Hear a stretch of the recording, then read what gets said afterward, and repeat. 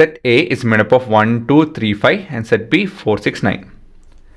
We need to define a relationship R from A to B, and the relationship is set of order pair x comma y such that the difference between x and y is odd.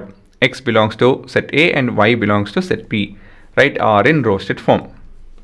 ಇದು ನಿಮ್ಮ ಪ್ರಶ್ನೆ. So ಇದನ್ನು visual ಮ್ಯಾನರಲ್ಲಿ represent ಮಾಡೋಣ. ಮಾತಾಡೋದಕ್ಕೆ ಸುಲಭ ಆಗುತ್ತಿದೆ.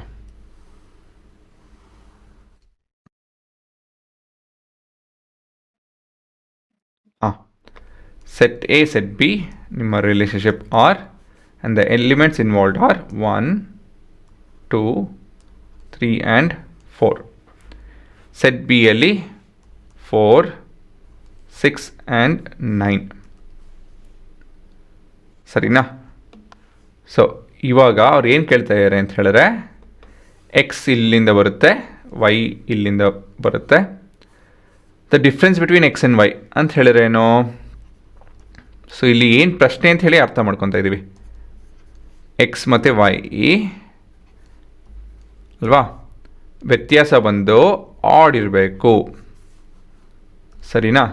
ಹೇಗೆ ಸಾಧ್ಯ? ಯಾವಾಗ ಆಡ್ ಡಿಫ್ರೆನ್ಸ್ ಬರುತ್ತೆ?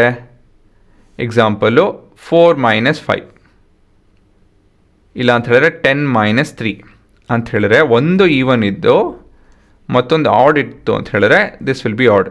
ಇಲ್ಲ ಅಂತ ಹೇಳಿದ್ರೆ ಒಂದು ಆಡ್ ಇದ್ದು ಮತ್ತೊಂದು ಈವನ್ ಇತ್ತು ಅಂತ ಹೇಳಿದ್ರೆ again this will be odd. ಸರಿನಾ?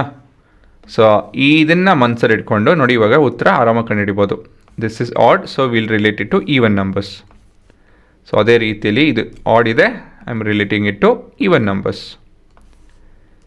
ಇದು ಕೂಡ ಇದು 4 ಅಲ್ಲ, ಇದು 5.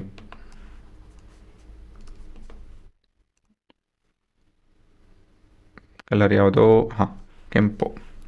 ಇದು ಕೂಡ ಆಡ್ ಇದೆ, ಹಾಗಾಗಿ ಈವನ್ ನಂಬರ್ ಜೊತೆ ನಾವು ರಿಲೇಟ್ ಮಾಡಬೇಕಾಗುತ್ತೆ.